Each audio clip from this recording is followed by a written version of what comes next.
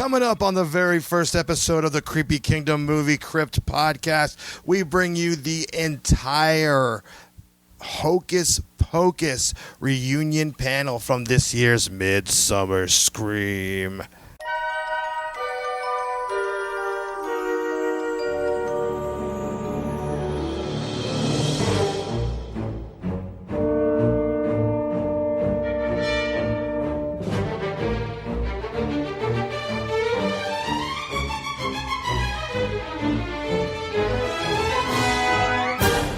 Ahoy there, and welcome to the Creepy Kingdom Movie Crypt, a podcast all about the spookiness of films. I am your host, Mr. James H. Carter II, and this is, of course, another brand new show for the Creepy Kingdom Podcast Network. Thanks again to everybody that supported our launch last week and checked out our brand new show, Stay Haunted. A lot more Stay Haunted coming your way very soon as the haunt season is upon us. Also, in case you're unaware, what just went down very recently is the annual Halloween and haunt convention, Midsummer Scream, that takes place at the end of July in Long Beach, California. So many amazing things went down at this convention. So we're going to have a lot of coverage coming out over the next few weeks. And one of the many amazing things that went down was, of course, a Hocus Pocus reunion. And we've got the entire panel in its complete entirety. I can't say entire enough. That's coming up. But before we jump to that, in case you missed it, Creepy Kingdom dropped a big bombshell explosionness of awesomeness news on August 10th. We announced our next short film that we'll be doing. And in case you missed it, I am here to bring you up to speed. It is titled Georgie. It is a reimagining of the 1990 It miniseries starring Tony Dakota, who played young Georgie in said 1990s It miniseries. Enough about me rambling on about it. Here, let me play this for you, and this will explain everything. For years, the film work of John Campopiano and Ryan Grulick have focused on telling stories about the hidden truths of pop culture. With their newest project, Georgie, they have now partnered with the star of the It miniseries, Tony Dakota, Georgie, to re-envision the unparalleled horror of Stephen King's most iconic story. Georgie started out as an adventurous idea.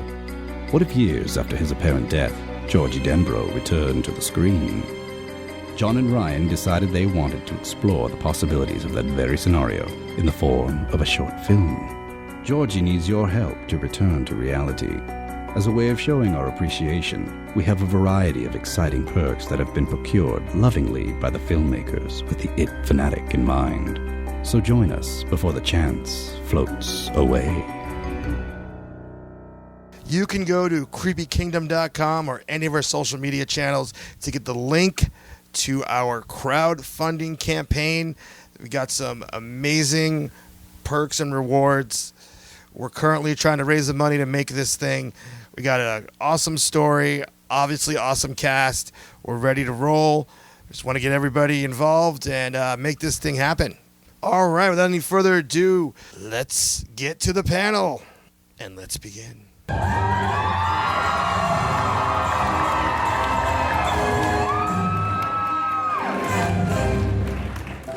I put a spell on you, and now you're mine. You can't stop the things I do. I ain't lying. It's been 300 years, right down to the day. Now the witch is back, and there's hell to pay. I put a spell on you. And now I'm back!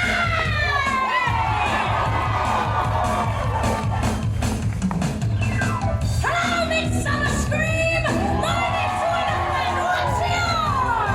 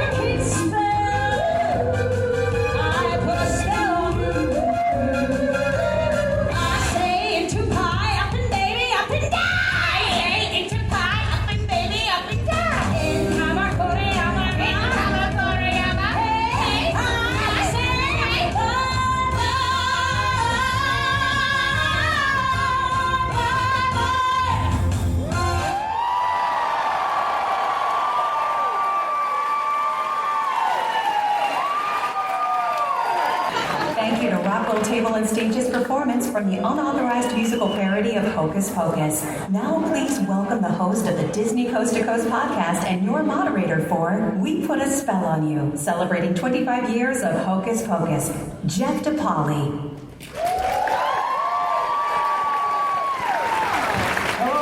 Happy Halloween! We have an amazing lineup of people here today, so I'm not going to waste any time. Please welcome a man who did special makeup and cat effects for Hocus Pocus, Mr. Tony Gardner. Come on out! And production designer William Sandell. Come on up! The composer of Hocus Pocus, John Debney. Mick Garris. The actress who played Danny, welcome Thora Birch.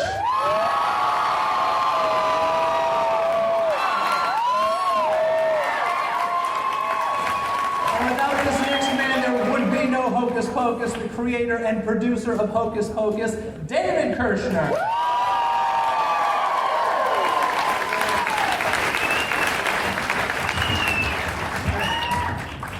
Well, hello, everybody. Hey. What about those performers, guys?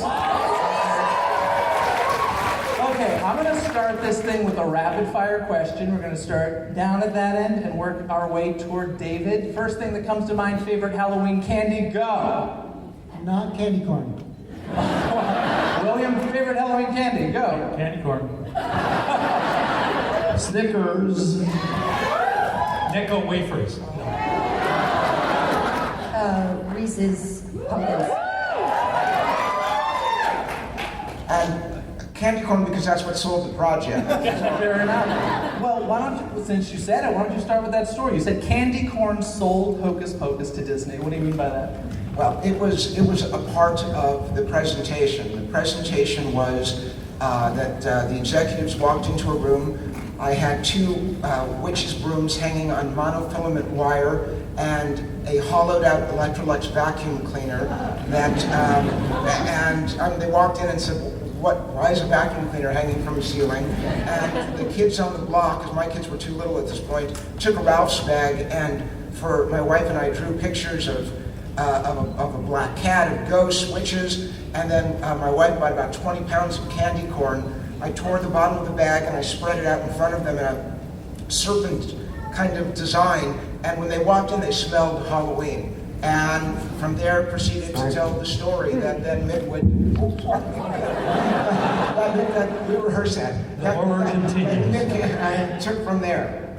Nice. So this story began as a story, David, that you told to your daughters, and then it became a short story you wrote for Muppet Magazine. That's right. And then it became a screenplay. That's right. So how long from that story you told your daughters to a screenplay you were working on with Mick, and how did Mick get involved exactly? And Mick can answer a part of that as well, but Mick and I had knew each other from Steven Spielberg had introduced us. We were both in our 20s, and Mick was story editor on Amazing Stories, which is a great show, and it just seemed like he was the right person to come and write on Hocus Pocus. I mean, we became friends at Amblin, Steven's company, and we both had lots of dreams and ideas and loved things that go bump in the night, and have been dear friends ever since. And Mick, what year was this that the screenplay was written? Well, this had to be 1986, 1985, 1986, yeah. Yeah. And it came out in 1993. That Yeah. is a long time since. I remember there was 8 years from the time I wrote the script until the movie went into production. But originally, we were pitching it to Steven Spielberg with that same cornucopia of candy corn and everything. And Steven loved the idea until he heard that Disney was involved. And at that time, they were very competitive. Amblin and Disney were both going after the family audience. So it looked like, David is doing the pitch and I'm there to contribute whatever I can. And Spielberg is just grinning with the two of us in his conference room, and Steven, and that was it. And all of these candies and everything, and it's so great. And then David mentioned Disney, and Steven went, wait, what? and David can take it from there. Well, maybe Steven Spielberg should direct a sequel.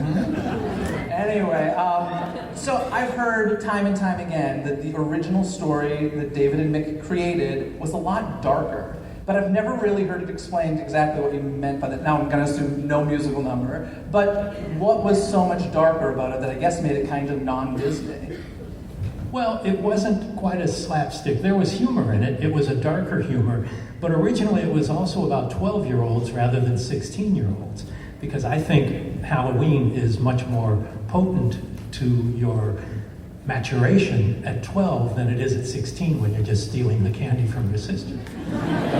But, you know, and it had a lot more to do with what children are afraid of and the fears you know, confronting death, being underground, under a graveyard and all of those things.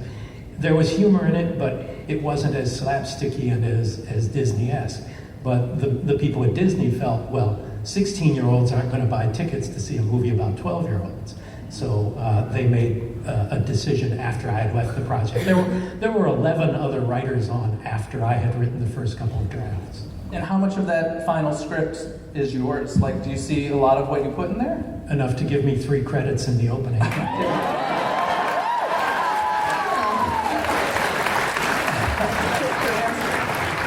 Mick, of the stuff you didn't write, Mick, what's your favorite change that came that another writer brought to? Well, I Put a Spell on You. That wasn't in the script, and it was really freaking great. Now, David, you're saying this. We've had this conversation many times. You were the way it came out, yes. Oh yeah, he loves it now. But you were not sold on I Put a Spell on You. No, I mean there was nothing to see. It's just that we're going to stop the story about witches that have been released like a genie out of a bottle. These 3 witches are released on Halloween. They've got to be put back in the bottle, and in the middle of this, there's going to be a dance number. They're going to sing. That sounds terrible. It's an awful idea. And Kenny Ortega, in his brilliance, took something and made it truly the moment of the film. And he deserves the credit for that, because it is a spectacular moment, and it's something that just brought me to just joy. I mean, there's that moment of joy with that, and then there's the end, which we'll get to later, which is where I fall apart. John Debney and I fall apart. So yeah, that's I was completely wrong on that. I did not understand how you could put a musical number in the middle of this story, and you're going to destroy the element of fear, and yet it just added to the feeling that all of you are here for today, and that's Kenny Ortega.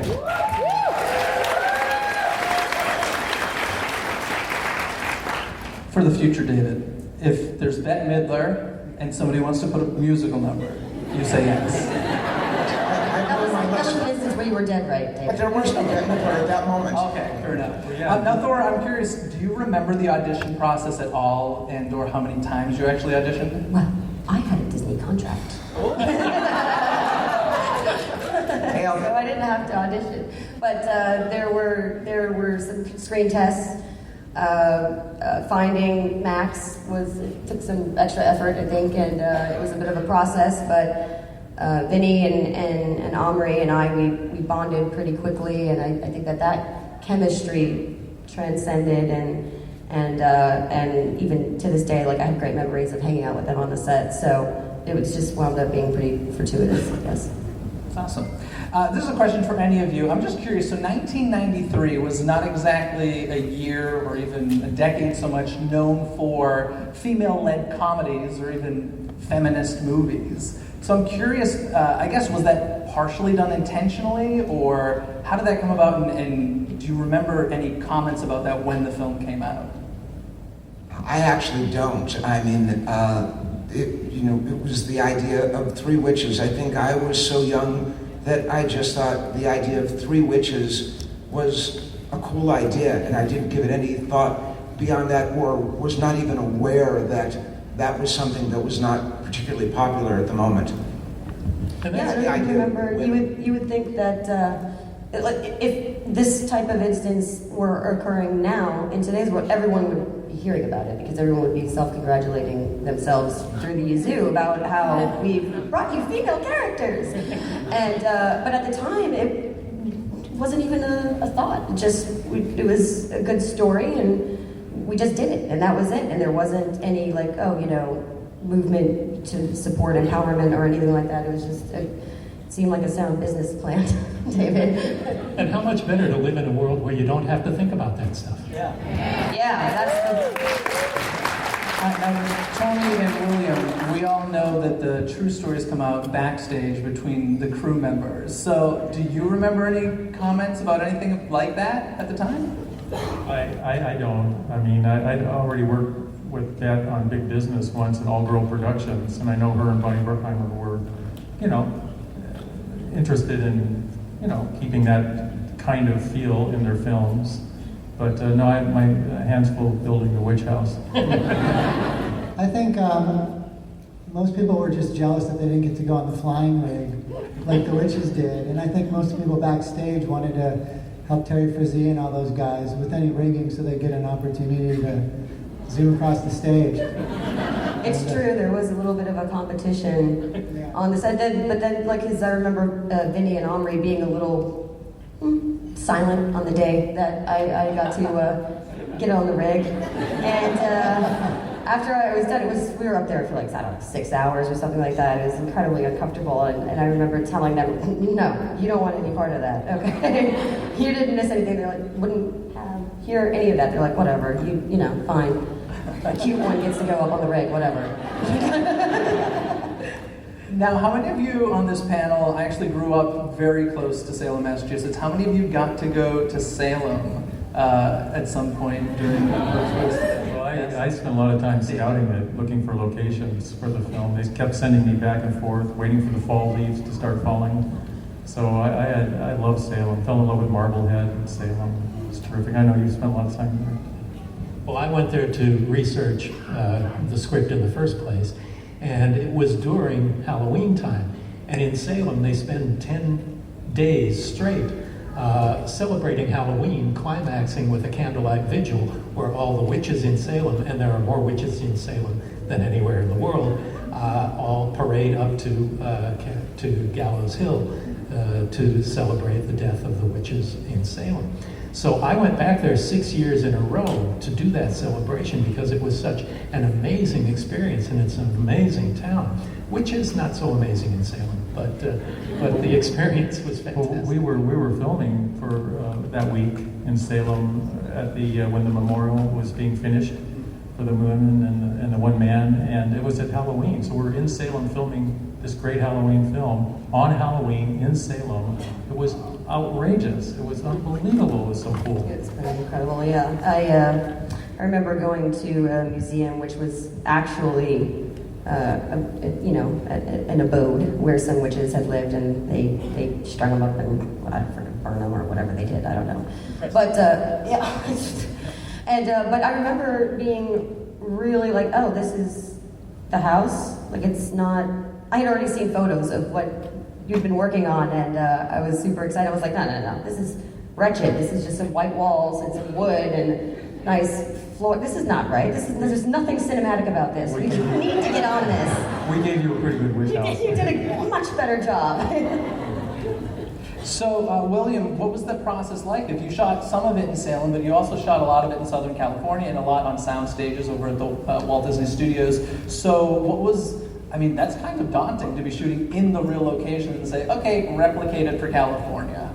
Well, we made real life look like our sets on the Disney lot. We had the big stage and built, everything was built there. David's talked about this, but the street and the walls leading to the house and the road and the water wheel, this whole witch house was on this stage. Every day, the kids would come to work and they'd be on a witch house. I mean, it was a great set. Spent a lot of time designing that, and then we filled in little gaps around Southern California here, we were shooting in November, I think, late November, where we changed, I had to ask everybody to take down their Christmas lights so we could put up Halloween lights, which was pretty cool. So we shot in West Adams District for a few days. We shot down in Whittier in their old historic town area, really cool.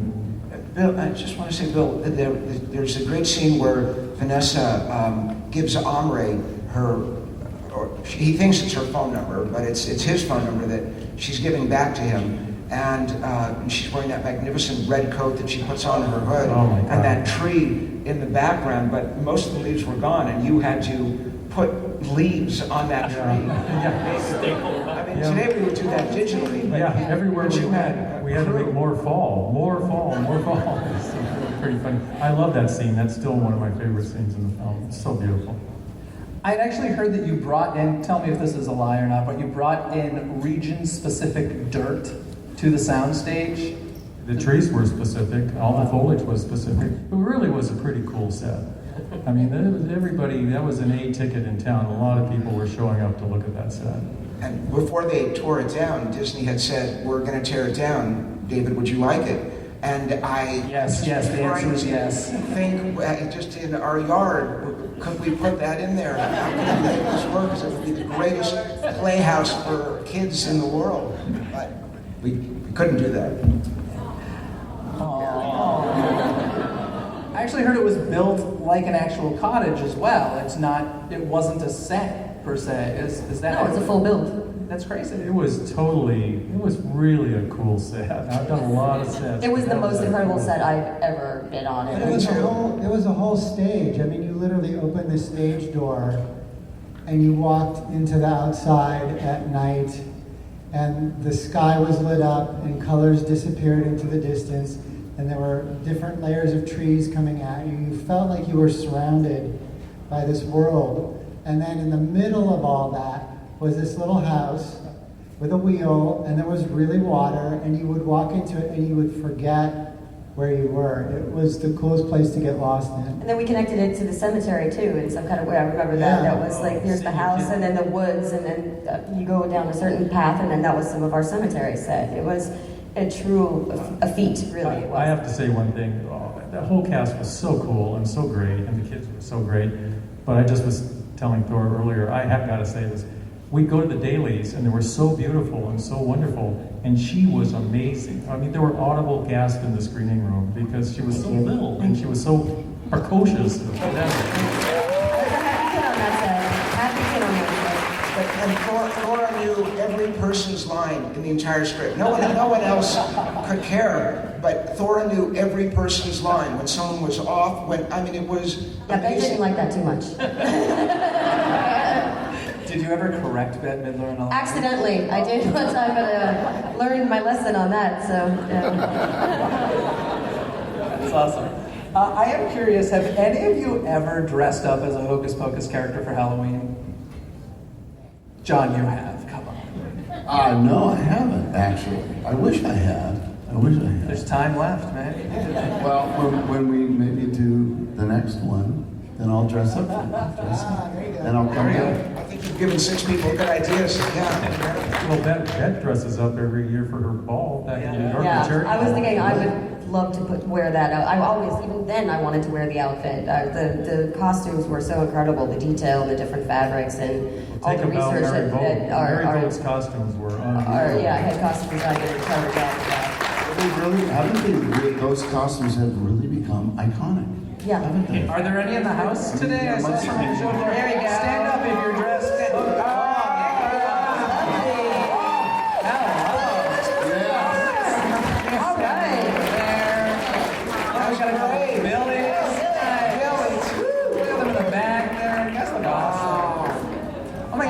I actually... The lights just came on and I saw how many of you there are, and it's more than I realized. And we love you for coming out. Thank you so much. I was just going to say about those costumes, they're so iconic that I directed a couple episodes of Once Upon a Time, and there's an episode that takes place on Halloween, and I made sure to have 3 Sanderson sisters sitting at the bar. Now, since we're on the topic of conversation, I'm going to go down the line again. Let's start with David. If you were to dress up as a Hocus Pocus character for Halloween, who would you dress up as? Oh, Billy, in a second. I think I might have to go with Sarah. Oh, Sarah. Why not? The truth would be Bad Billy Butcherson, but, you know, Gary Marshall just for fun. I'm with Mick, Gary Marshall, because I loved him. To me, he was one of the greatest human beings of all time. And I would do it just for Gary Marshall. I guess Billy, I'd have to be Billy. I'd go with something familiar. I'd do Billy Butcherson. I think your costume would probably be best. Because you made it. Since you created it. Somebody's got to do Mrs. Satan, though. I think, like... Actually, I'm curious. Okay, I'll do that perfect. How did the Gary Marshall, Penny Marshall thing come about? Like, I'm really curious, because if you don't, the devil and his wife, yes, Gary Marshall, Penny Marshall. And their brother and sister in real life, and Gary... Playing husband and wife is weird. Gary recently passed away, but clearly a very beloved figure by everybody. But it was my just asking Gary if he would do it, and then Gary said, "Why don't we have Penny be my wife?" And they really played off of each other. Even better, don't you think? That makes it even weirder. I couldn't believe it. I just want to say this, that Tony, on Billy, maybe it was about, I don't know, a couple years after the film, 2 years or maybe less, I don't remember, Tony, but I came home one day, and I wear glasses and can't see very well without them, and I came home, and standing on my side yard was a giant guy staring in at me, and it terrified me. I had my glasses on, and I'm screaming, "Who are you? What do you want? Who are you? What do you want?" And what Tony had done as a surprise, and he's a prankster anyway, he had made a 6-foot Billy Butcherson and put it in my yard. And I'm screaming, having this argument with a static thing, until my wife said, "It's not real, it's Billy." But it was back then, and I truly was scared to death. It's in my office, and it is my crowning piece of little souvenir from any film I've ever made. And it looks like he'll just come to life any second. I've seen it. It's incredible. It is. It's actually, it's all the real pieces. It's when Billy loses his head, and his head rolls away. I wrote that part. We kept it. When we had Doug Jones's gloves, Mary Bowe had given me a costume to display, and we built this display. And one day, it's like, I feel like we don't get as much mileage out of it as we should. And I think David would appreciate it more. And I went and I actually put it facing his side door first, into the window, and I rang the doorbell and I ran away. And nobody answered the door. So then I kind of moved him so he was sort of facing down the driveway, and then it took a little while. I think I was gone by the time you showed up. It was just left there. And now he lives in their office, and he's actually rotting for real. And every couple of years we try and glue him back together and keep him going. But he needs a little love usually. That's another thing that we have in common is Tony made the corpse of Mrs. Bates for Psycho 4 for me, and she's in my office. And a woman across the street was visiting her family and saw this corpse through the window of my office and called the police. And they laughed and laughed. So Tony, tell us a little bit about designing Billy, specifically designing a zombie for Disney. Well, that was the tricky part, is they kept saying, all right, we want you to design us a zombie, but we want to chop his fingers off, we want to have his mouth stitched shut, we want to knock his head off. And remember, it's a Disney movie, so good luck, basically. So the idea was, okay, well, he's so dried out that when something gets cut off, it's just sort of like a dried stick, stump kind of thing. Obviously, there's no blood, he's been gone a long time. Do it as neatly and cleanly as possible, please. Yeah, we try to keep everything clean and straight up. And a lot of the credit, though, for making all that stuff work goes to Doug Jones. When you design a character, a lot of times you need an inspiration, and I kind of knew visually what I wanted as far as the hair and the basic look, and I kept drawing him sort of like Michael Jackson-ish. And those Matt Tonight commercials were on TV with Moon Man playing the piano, and I'm like, whoever is in that is like literally a walking stick figure, and that head must weigh 35 pounds. And he's making this look fun, and he's in all these commercials, and he hasn't died yet. So I think we could do something cool on him, and given that he'd also be silent, he'd bring a lot to it. And we just sort of gambled on that and did all the designs for the character actually on a life cast of him that we borrowed from Steve Neal, the guy that made the Moon character. And then when we started presenting to the studio, we put hair and stuff on that bus. It was always sort of Doug Jones that went to the meeting, and then they were like, well, let's meet this Doug Jones guy. And Doug nailed it, obviously, and he still does. Oh, he sent me a message. I saw him last weekend, and he was really depressed that he couldn't be here. He had a few days free because he was, they were changing some stuff up on Star Trek, and he was able to go to Comic-Con. And he was hoping his vacation would last a little bit longer so he could come here, and it didn't happen. So I asked him this morning if there's anything he wanted me to share. And he said, yes, please say, thank you so much for sticking with us all these years and for making our movie a Halloween tradition. And as our Billy would say,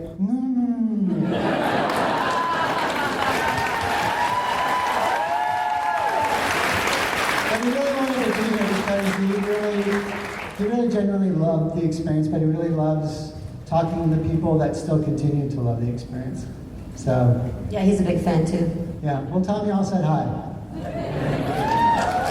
So I heard, and tell me if I'm wrong, the scene where he cuts his mouth open, those are real moths? Yes, those are real moths. I mean, today that would be done digitally, but what a good sport he was. And Tony, I think you created some kind of dam in his mouth. Yeah, Doug's favorite story about the moths.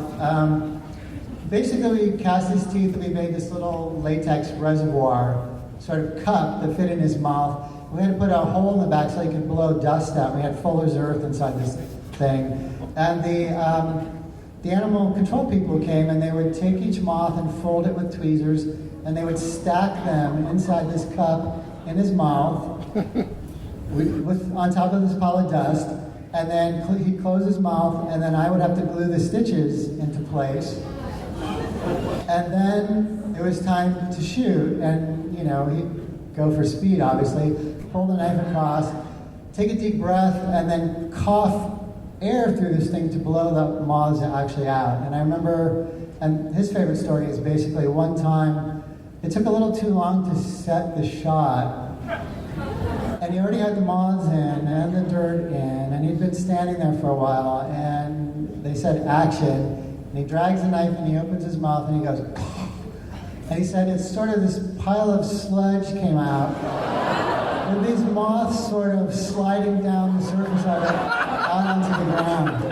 So at that point, everybody learned that time was a little more important and went a little faster the next time. And with that, they should sell that with Halloween makeup, right? Yeah. The Billy Butcherson moth collection. There we go. Thora, who is your favorite Sanderson sister? Just kidding. I'm curious, did you know, 10 years old, right? Did you know how big Bette Midler was? yeah, it had been explained to me, and also I was a big fan of her music. Actually, I was, she definitely, some of her biggest hits were always playing somewhere in the background, and so it was a huge deal, to be working alongside, because she was the divine descent, and that's how people described her, and that's what she is. And so to be working with like a Barbra Streisand or like a Beyonce or something like that of today, that was what Bette was then, and still is, So it was an incredible honor, and a little nerve-wracking from time to time, but overall she was wonderful and one of the most dedicated actresses I had encountered up in my career up to that point, apart from Lauren Bacall, of course. But yeah, he was the shizzle. And as you mentioned, you got to fly with her. Right, and yeah. I did hear, and correct me once again if I'm wrong, did she sing Wind Beneath My Wings to you? She did. It was to me and the whole crew, it was incredibly difficult. It was the harness, and it was incredibly difficult setups, and we had problems with the rig, and then we had problems with lighting, and all of that, and everyone was just frazzled, and she just started singing. I believe it was Wind Beneath My Wings, and it stopped the whole crew, it stopped the whole stage, it stopped everything. It was beautiful. It's amazing. Yeah. Now, John, you came in a bit later in the process. We've got some lightning effects going on, apparently. But you came in later in the process. Actually, James Horner began scoring this film. So what's the story about that? Why did you leave the film, and how did you get the good fortune of continuing? Well, I'll tell you the story as I know it, and then David will have to pick it up at some point. But there was a schedule change. James, God bless you, James. We're all huge fans of James. He had a schedule change at the very last minute, and therefore had to leave literally, I think, David, with 2 weeks before you were ready to go on the scoring stage with a 90-piece orchestra. And I took a couple of meetings and I think the first time I met you then was in one of those first meetings, and took a meeting. There was another chap that was also meeting on it. We were, at one point Disney was going to maybe have us do it together. I had done a lot of work for Disney by then, so they trusted me that in kind of a situation that was sort of an emergency situation, that they needed somebody that could come in and write very quickly. And so, series of circumstances, I got the job. Thank you very much, David. And I embarked on, I don't think I slept for at least 2 weeks, and drank a lot of coffee and started to write this score about these three crazy sisters. And I remember working deep into the night all the time, and I think I played you, David, a couple of themes early on. You were so kind, and I think you liked them. And then it just sort of happened like that. It was sort of a rush to finish, and we would record at night, which is kind of rare. And after two or 3 weeks, I had the score written basically and was still writing, and so we would record at night so that I could write all day long and then go at night, and we'd record till midnight, I think, in many cases. So I did come, it fell in my lap, literally. Well, and John's being humble with this. What was going on, we had worked together at Hanna-Barbera, and I love John's work. James was a dear friend. We'd done a couple films at that point together, and it was going to be James, and then there was this change. He had written Come Little Children, which was a piece that obviously remained in the film, and was a beautiful piece. But John had literally about 14 days to write the music that touches all of our souls and has lasted for 25 years. I mean, it's astounding. I've never known anybody to ever be able to hold that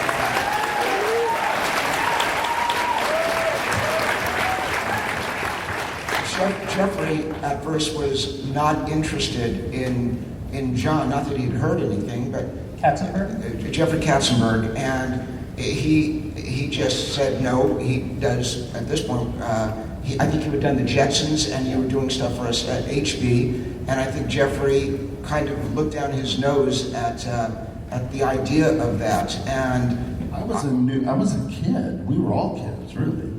And I really believed in this guy, and in a huge way. And I lost many fights with Jeffrey. I always say that I had the knife wounds in my chest, not in my back. He was very upfront with his brutalness. But this one, I was successful in pushing forward, and I was very, very proud of that. And Disney, when they heard what John had done, they not only loved it, they signed him to a 3-picture deal, and he became the ASCAP BMI New Composer of the Year because of what he did on Hocus Pocus.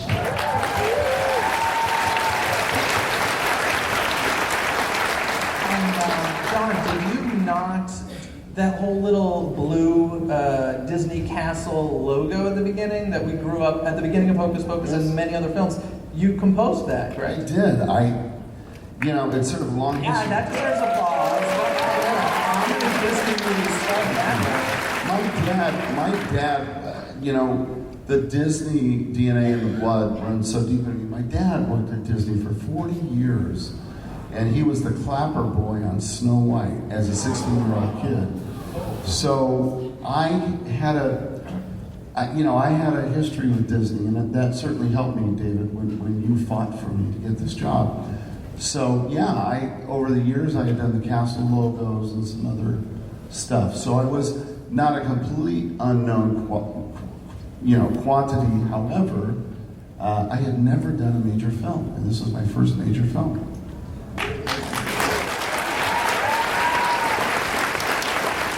Now, as David mentioned, the song Garden of Magic, Sarah's song, was already written, and so they give that to you. Did that inspire you for the rest of the score at that point? Absolutely.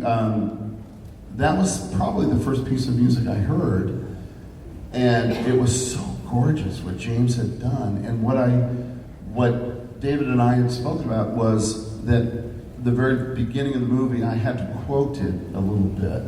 And so I hinted at that theme. And throughout the movie, I hint at that theme a bit. And it's just a gorgeous theme.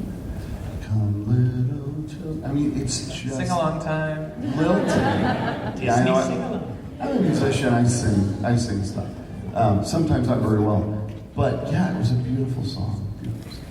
Thanks. Now, what exactly did you know when you accepted the job? Did they just show you the unscored film? Or at that point, did you just have the script? I mean, 2 weeks it is was nothing. done. What have you guys done in 2 weeks? Yeah, the film was done.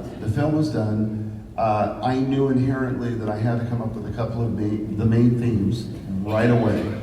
And I remember a great head of music, Chris Montan, over at Disney at the time, very good friend of mine. And I remember going in and doing a little demo and then playing it on the piano first. You didn't know this, David. I played it for Chris Montan, and he said, "That's really good. I like it. It's very witchy." And he goes, "Well, what if you..." And he gave me a couple suggestions that were really quite good. So I changed it a little bit, and then I think David heard the melody. That was the first thing I had to do, Jeff. I had to come up with this theme that was witchy and, iconic at this point. It turned into being iconic, perhaps, but I knew I had to come up with that.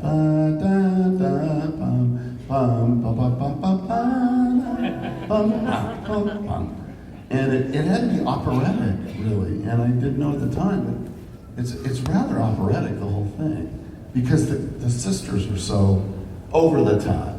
They're operatic, and especially Bet. I used to love writing those pieces of music for Bet because everything she did was so just, and she'd give her the spell, and it was with such panache. She's Broadway. Yes. She's Broadway. She's Broadway. Oh, yeah. And David hires a choreographer to direct, so exactly. And that would be the last. He came from choreography as well, so yes. a lot of musical elements to the whole film, honestly. And I think that would be my other main thing for me, Jeff, was that Kenny is such a wonderful, brilliant man, such a lovely, wonderful, spirited, human being.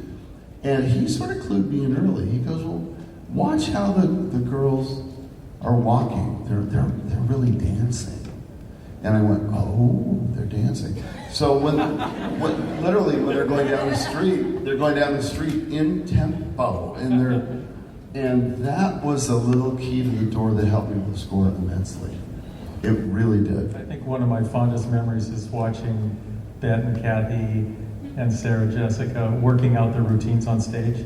Remember, and they're like, we're doing our thing in the art department, and there are these really cool actresses dancing It around. was their own department. Yeah, they had their own department They were like on the a gang set. of witches. And They were in the corner doing their own and corner. then they had had two of her assistants following around with the Middle English dictionary of curse words, and like she was so. No, she's a dedicated woman, you know. Yeah. So when you saw the scoreless film, what did you think of it? Because I'm always amazed by that. Like, the score of a film, at least for me, is like such a huge part. I can't imagine as a composer sitting there watching a movie with no music. It must feel so entirely different. So I'm curious, what were your first thoughts when you saw it? Well, I was scared to death. That was thought number one, because this was my first major film score, and I could have failed miserably. And so that's always a good motivation, right? The fears we all know. And so I fell in love with the movie right away. Halloween's my favorite holiday. I love these women, right? Did you attempt the score? Was there a temp score? It was tempt, but it was probably tempt with whatever was popular at that moment. Maybe Witches of Eastwick? I'm not sure. Yeah, it was so different than what you did. It was different. It really was completely different. It's hard to answer the question, Jeff, because every film is different. This one, I knew that our three ladies were so, and including Thora, the whole cast. I really fell in love with Thora, and I knew I had to create a brother-sister theme, which I also did very quickly, you know, and I fell in love with it. I just ran. It's like getting on the bike in the scene that we love when Vanessa Shaw takes off, and it's just with the leaves falling, and it's a composer's dream. I think you said that. It's always been my favorite It's scene. my favorite scene. And you said that, yeah. It was the first thing I ever recorded for the film, and it was one evening, and my dear friend David Kirschner, the Disney brass, and David, everybody was in the back, and I'm on the podium conducting, and, you know, it's nerve-wracking. What could have come out could have been horrible. And luckily, the first thing I recorded was this scene where, he takes off on the bike, and the leaves are falling, and I remember turning around once we did the first take, and there was such a sigh of relief on my friend's David's face. And luckily, I'm so thankful, Disney was also, they were all breathing a big sigh of relief. So that's a special scene for me. I mean, because it's Max going through the cemetery as well.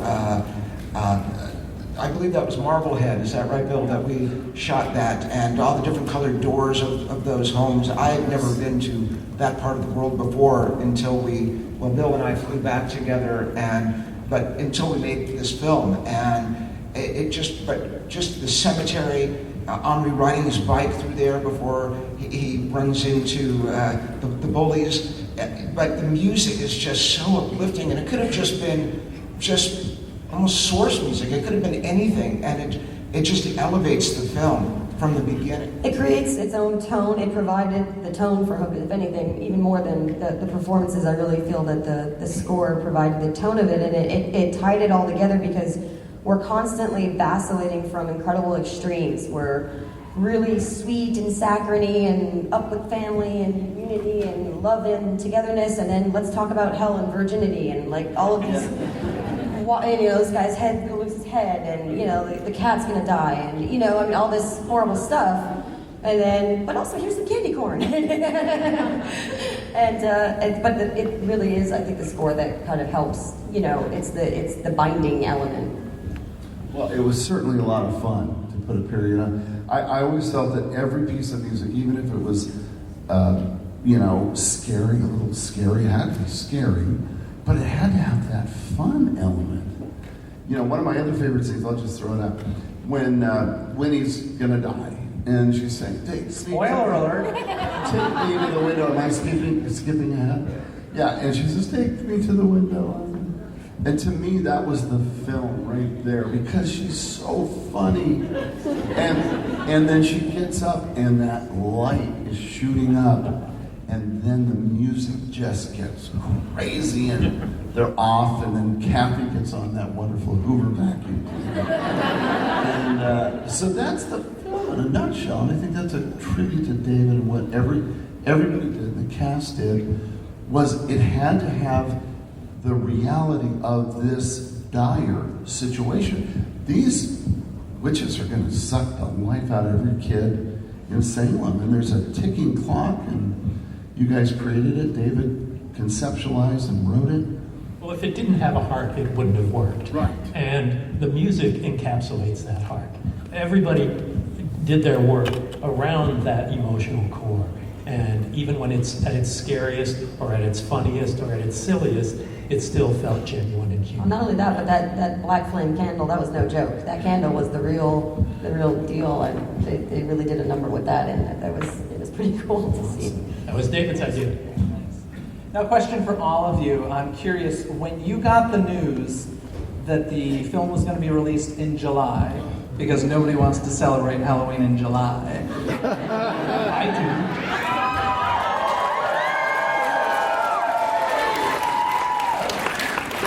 Seriously though, what did you think when you heard, oh, July, against Jurassic Park? Sure. What were your thoughts? Anybody? Nothing good, I don't think. Nothing too positive. But I think we all loved working on it so much that I think there was a huge sense of anticipation of being eager to share it with our audience. And to have you guys enjoy it as much as you now do, but we thought that this here wouldn't happen then, and it didn't, and it was a big letdown. But I think it did. It, to me, this proves even more that we were onto something, and all that love and dedication paid off in the end. And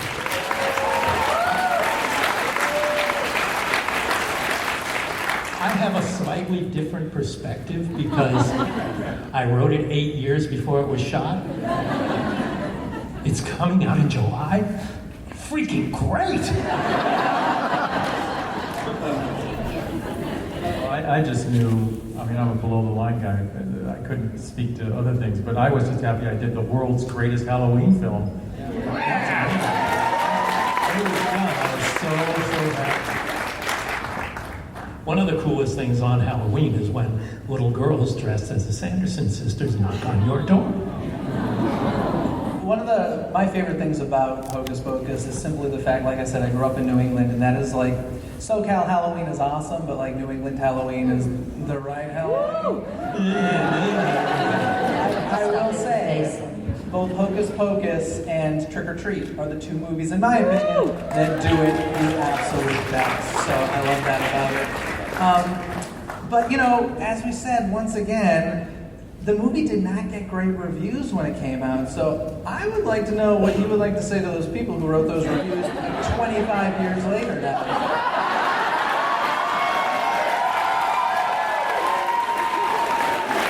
Sorry, Disney. No, I'm not. Anybody else have any choice words? I mean, we were devastated. I mean, the truth is, I was in tears over it. I mean, this is something that came from my soul, for my children, and I just thought that people were going to love this. And Jeffrey Katzenberg, when we tested it, it tested through the roof. And yet, we had 30% on Rotten Tomatoes. I mean, a horrible number. And yet, about 3 or 4 years later, it started being seen on the Disney Channel, and something began to happen, something wonderful. And our daughter's friends would begin to quote complete passages from the film. And I was shocked by that. And people would come up to me and say, I love that movie. And there weren't a lot of people that saw it. We kind of limped to first base. We got on base, but it wasn't any kind of box office. And it was just the film, it was I think my third or fourth film, and it was the one that was just the failure and the one that hurt the most. And then something began to happen that just has grown for over those really 22 years. Has just blossomed into something all over the world. I mean, in countries all over the world. That it's still staggering and brings me to tears when I read about that or see that or receive letters from people. I think a lot of credit has to actually go to even Disney and the Disney Channel for not letting it go, not dropping it, not trying to discard it like, an unwanted pair of pants or something. And they kept playing it and playing it and playing it, and that provided the opportunity for the audience to grow, and it did. It took off, and that's a great. It doesn't always go that way. I mean, I think at that point there was not a lot of programming for Halloween. Yeah, exactly. And I mean, well, all this airtime, what are we gonna play? Especially on the Disney Channel. And weirdly, something just gelled as a result of that. And when they saw those numbers begin to build, because it's still the most, on the Disney Channel, it is still the most viewed of any movie, beating Harry Potter, E.T., the numbers are so big, thanks to all of you. You pointed out before that when you were pitching the film, that there really wasn't a family-oriented Halloween picture out there, which I thought was interesting, and you're right. Bill's right.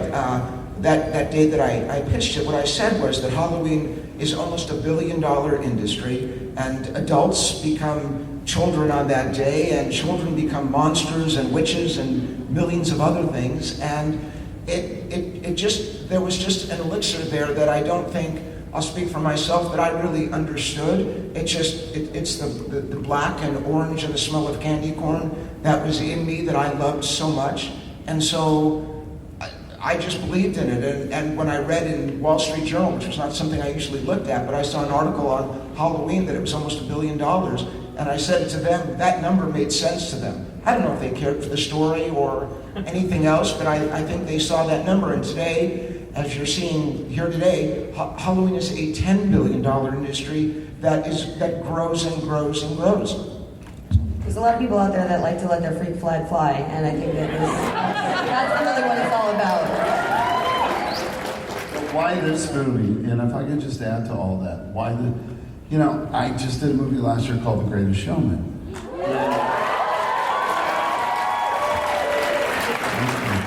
Jungle Book right before that, which is staggering. The Disney Jungle Book.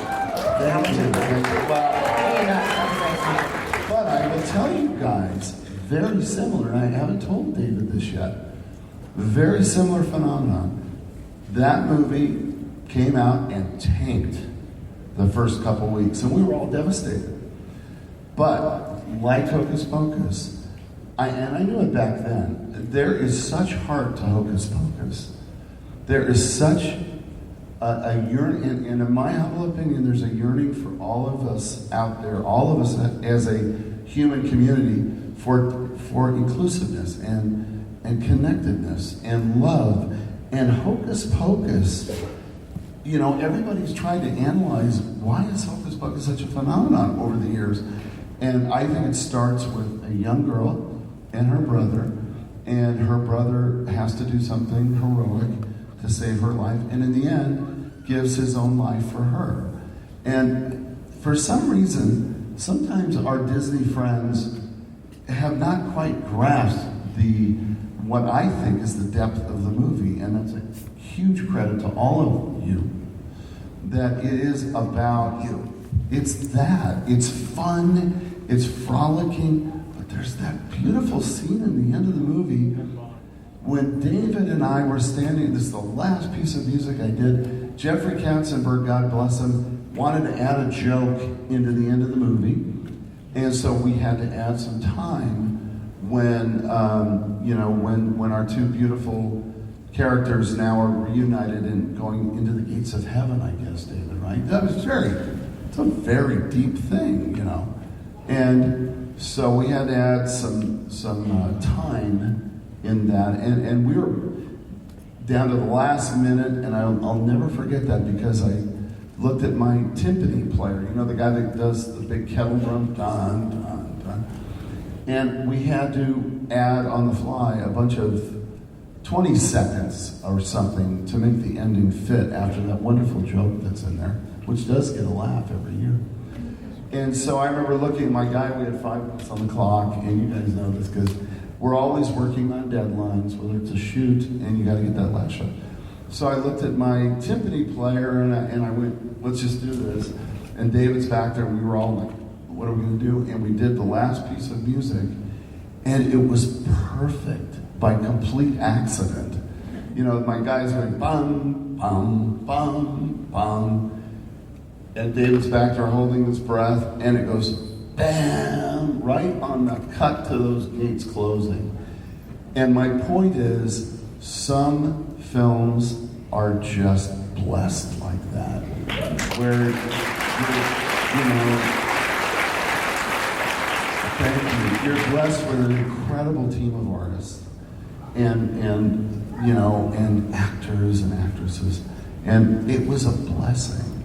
And it just, and so even though it failed initially, we were all sad. But then this thing started happening. And it started happening with the little girls and their moms.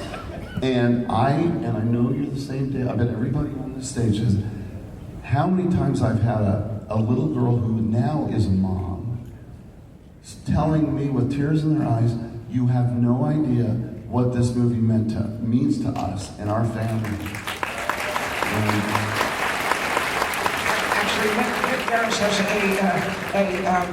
a hard R version of exactly that. Do you want to say what you said backstage? I just said that. Oh, don't say that.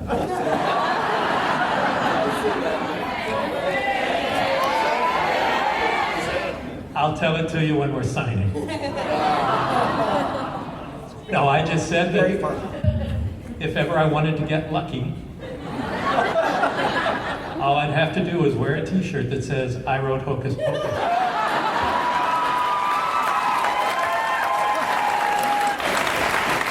I think that's only women bother. That's hilarious. So David, a while back we were talking about the whole July release, and you had mentioned, and I wasn't sure of the year, this crowd will certainly know, Nightmare Before Christmas, was that October 93? Yes? Yeah. Yes. So Disney didn't... What I didn't know was that Tim was working on, I mean, I had worked with Tim on so just some little artwork for him on Nightmare Before Christmas. My wife and I had dinner with him, and it was great, but I didn't know his film was coming out at the same time. He was deep in production, and I was just concentrating on this. And I think they were saving that for their Halloween release because they thought that our film was much more of a kid's film, and they thought that film was much more, and that film was much more, that was just a more frightening film in the Disney mind. Interesting.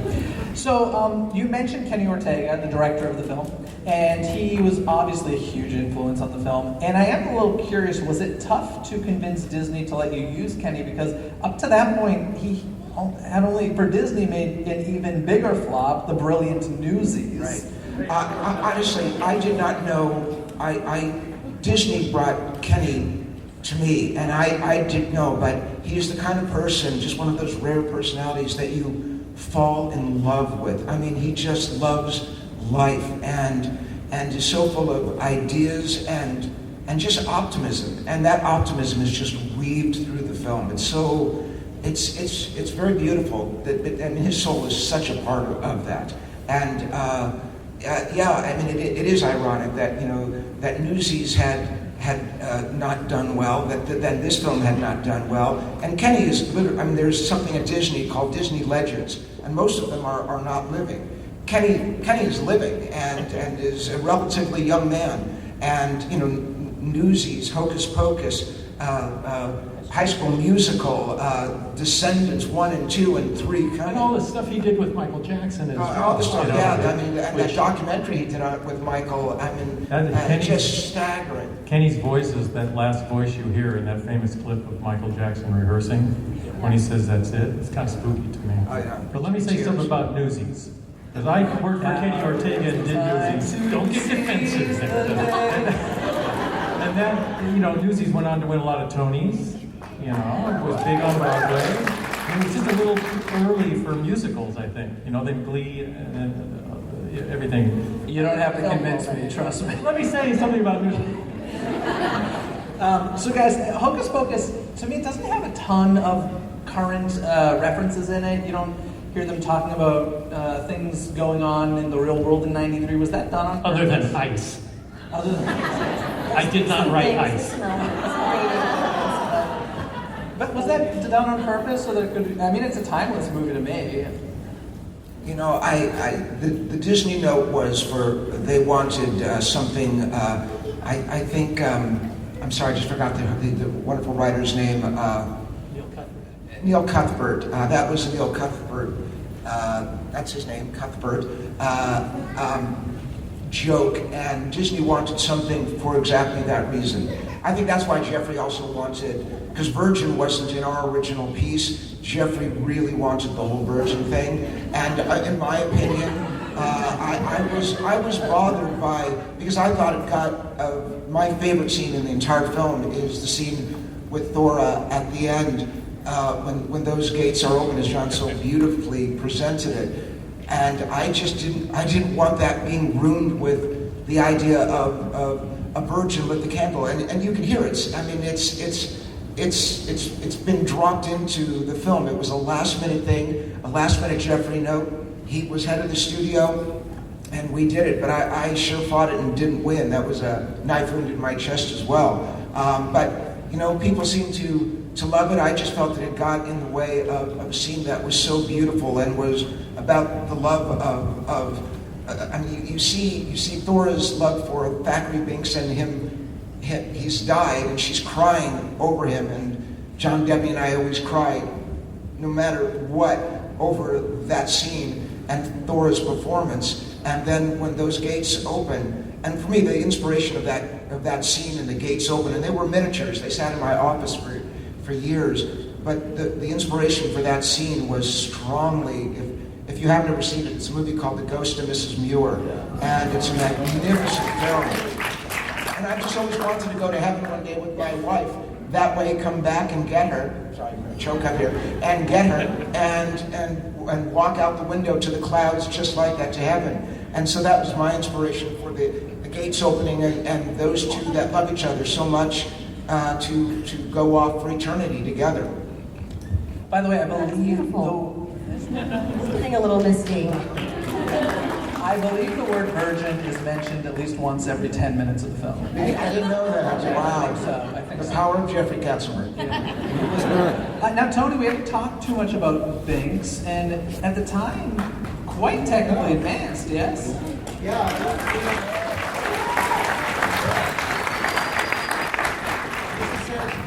We should say yes and no, because one of those greater studio powers sort of vetoed one version of him.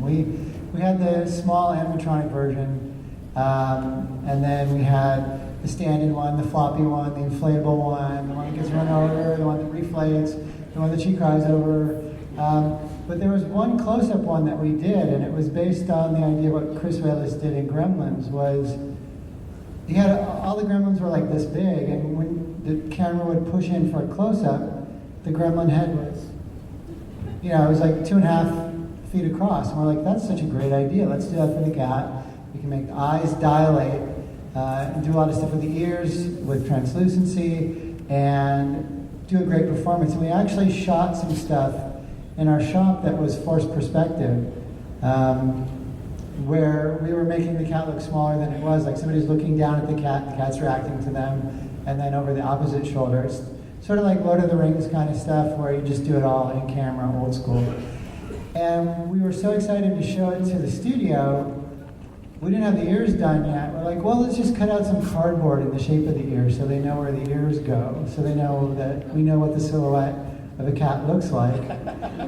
And they have a lot of imagination. Yeah, it was great because they went, are his ears going to look like that? That looks like cardboard. This is horrible. We can't use this. We're like, we are in development. This is a preview of where we're headed. And they axed it all at that point. They said, can we rework your credit? And can we take Binks out of your credit? We'll give you a single card that says you designed and created Billy Butcherson if we don't have to acknowledge you built the cat. Oh. So, hey, spoiler alert.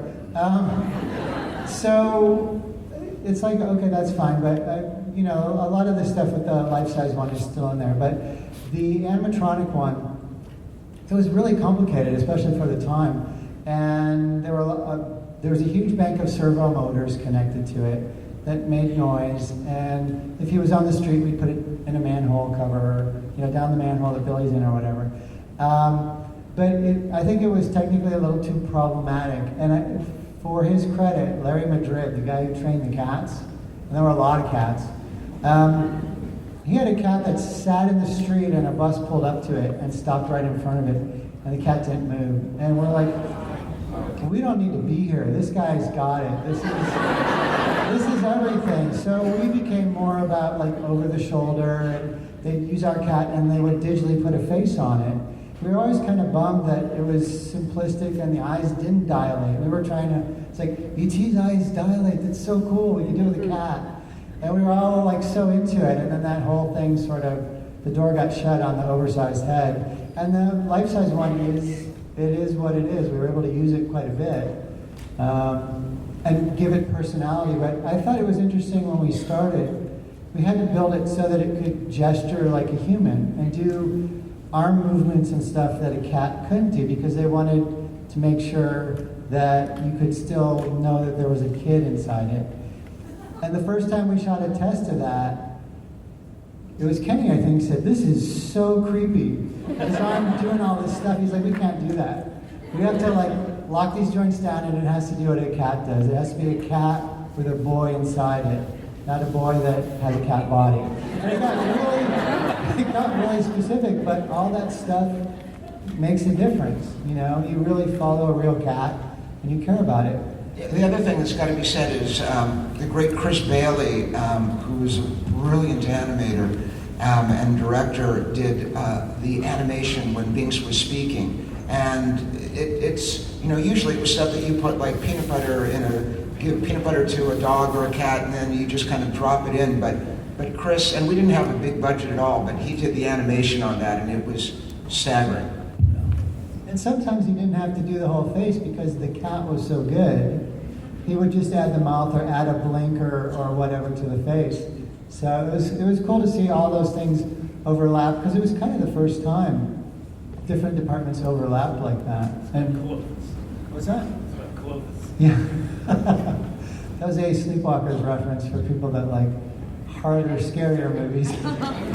Tony did Sleepwalkers with me and a lot of cats too. A lot. So John, I want to talk a second about some of the musical tributes you have in your score. I hear a little Sorcerer's Apprentice in there, yes? And can you tell us about some of the others and maybe what inspired you to put those in? Absolutely. In that short amount of time, you have to listen, and I'm sure actors do the same thing. I was listening to a lot of Paul Dukas, a lot of Sorcerer's Apprentice, and again, I think Witches of Eastwick had already come out. Am I right, David? I'm a big John Williams fan. I bet we all are.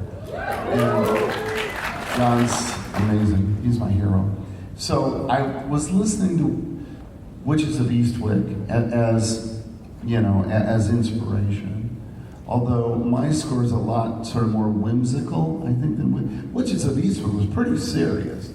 And I always, as David and Kenny always invited me to have a little bit of a wink in the music. Even if it's very, dangerous, it has to have a little wink. Because that's sort of the way Bet played it.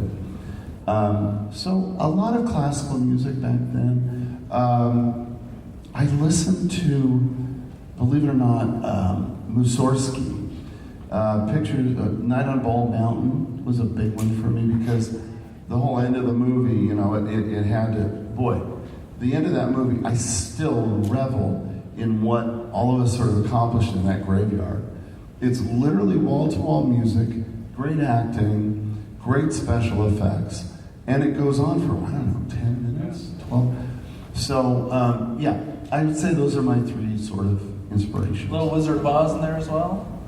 Definitely Little Wizard of Oz. The witch theme, for sure. Yeah, Little Wizard of Oz, sure. I love how you guys created, our witches. Before that, I feel like everybody, witch had a green face and, the black hat and everything, and this movie comes along, and now we got new witches. It's kind of cool. I like it. Can I ask, who was responsible, David, for, I guess it was your brilliant makeup artist, Bette Midler's makeup and those buck teeth. That was Kevin Haney. Oh, I thought Tony.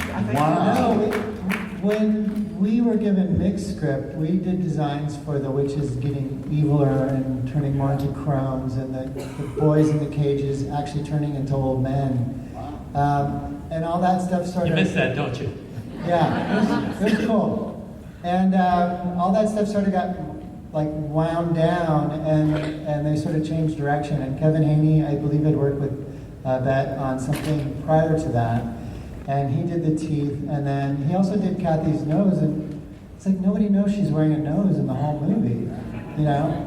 He said the design was basically a pumpkin with a twisted stem, and they wanted to pull the nose out so that it fought against the roundness of the face, but also sort of mimicked what was happening up Meant top. to be a dog's nose, like a dog's snout, wasn't it? It was supposed to be a canine element. It was supposed to have a dog face. A dog face, because she could sniff out children 7, maybe 8, 7 and a half. And but Disney pulled back on that a little bit, and I think Kathy was happy with that because I don't think she wanted to be completely disguised, but yeah, it was a great design. I had teeth too. She had at one point she had really major... They were much pointier, yeah. Yeah. I had a call. Okay. I had a call one day in the art department from Bette's assistant said, Bette wants to see you in the makeup trailer. Can you come down real quick? I still have these pictures. And she was showing me her teeth and her different things. And apparently the studio wanted her to look like Bette. And she wanted to look like a witch.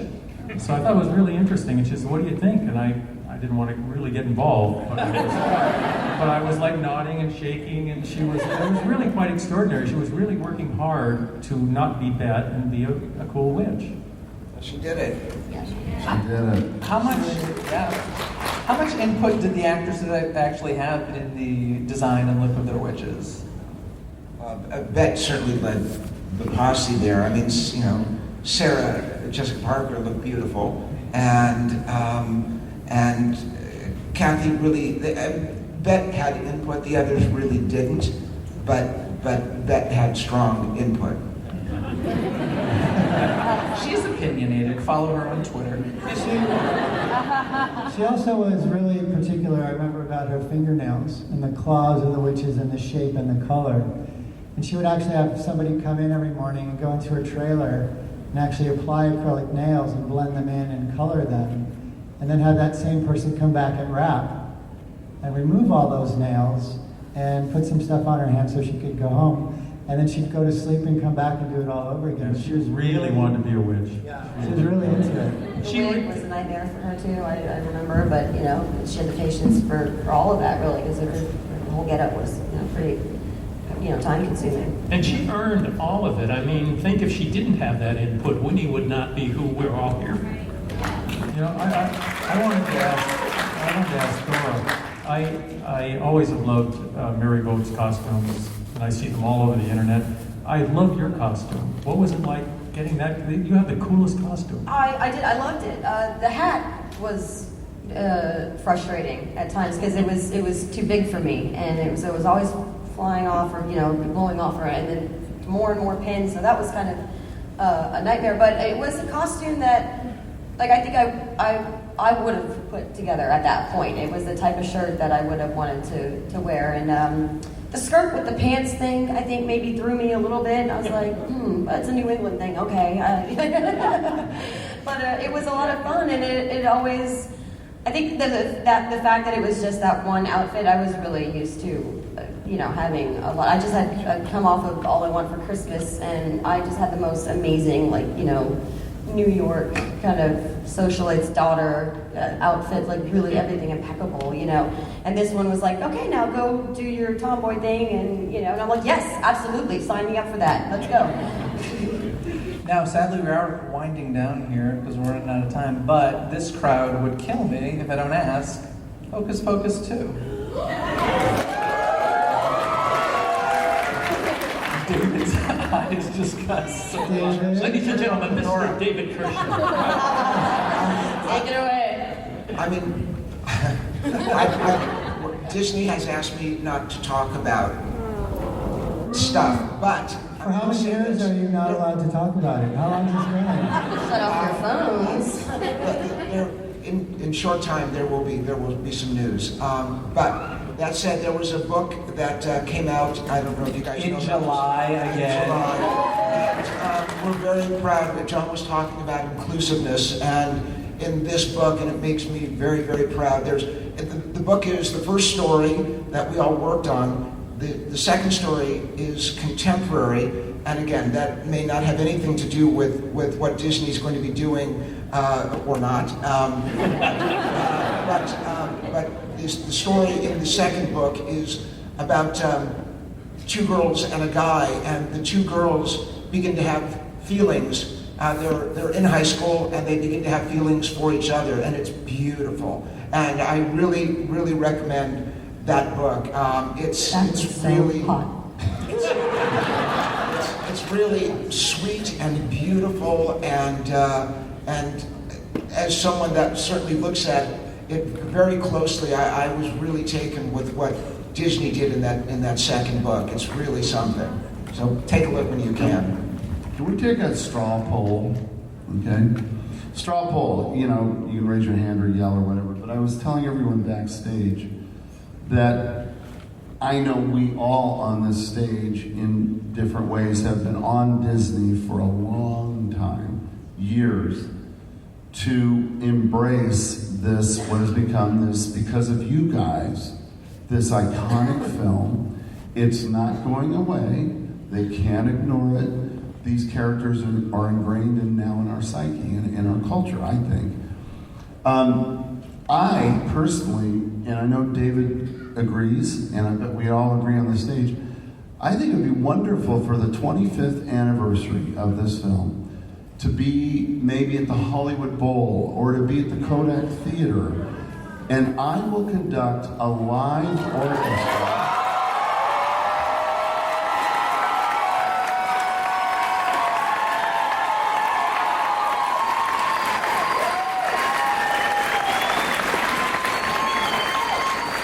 Those opposed? And Mick will wear his shirt. Before we get going, I do want to ask something. Can I have one thing? Yes, of course. We need you guys. We need every single one of you and all your friends, all your family, on the internet, everyone, because David and I and the gang up here, we are lobbying to do this. They won't listen to us, they'll listen to you. They will listen to you. Because you pay for tickets. Yeah, and I even went so far as to say, and I guess I'm going to say it publicly, I told Disney, I will pay for the orchestra if you guys will support us. And if you support us, it's going to happen if you support us. So thank you. That's it, Jeff. That's great. I love it. Quick Twitter questions, just because I want to make sure we get some.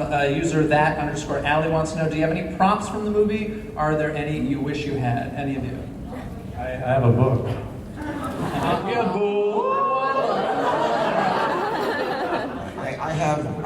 But the book that I have is the original book that I used for my presentation, and it's not quite as great as the one that was finally used in the film, but it was the book used in the presentation. The Black Flame Candle was part of my presentation, but they used it in the film, and now it's part of the Disney archives. And because I drew the whole thing, they use that in the film. And if you guys go to the El Capitan at Halloween, it's going to be playing there for 10 days, and it's the Black Flame Candle is there. There's a broom, part of my original presentation that's not in the film that they use, but it's like a dual exhaust broom with two. My wife and I bought it in Boston. But And you got Billy Butcherson outside your kitchen window. Yes, I do. So, I have one last question. Just favorite memories. Well, we've already talked about so many favorite memories. I'm going to skip ahead because we really did run out of time. So I think we have to get together again for the 30th, maybe. Are you guys cool with that? Before we go, I do want to mention some of our panelists here, Mick, David, and John, are going to be at the Dark Delicacies booth doing signings after this. And if you would like a photo with Rockwell's Sanderson sisters, who you saw perform at the beginning of the show, head down to the first floor there in the lobby, and they'll be there taking photos. I want to say thank you to Rick, David, Johanna, and Gary, and the entire Midsummer Scream team for having me. It's amazing. And to all of you, thank you so much. It's amazing. Happy Halloween, everybody! Thank you for joining us for We Put a Spell on You, celebrating 25 years of Hocus Pocus. Enjoy the rest of your time at Midsummer Scream. And that was the panel. Hope you enjoyed that. Coming up in future episodes of the Movie Crypt, we'll be continuing our exploration of the Disney Dark Ages films that we were doing on the original Creepy Kingdom podcast. Dark Ages meaning the from 75 to 85, all those creepy, awesome movies that the Disney company made, and a lot more fun. And we're going to have more stuff from Midsummer Scream, just so stay tuned for that. In the meantime, you can play along at home. You can follow us on all of our social media. Everything's at Creepy Kingdom. And of course, everything Creepy Kingdom that you could possibly need in the world. And to check out our crowdfunding campaign for our new short film, Georgie, just go to creepykingdom.com. But until next time, the crypt is closed.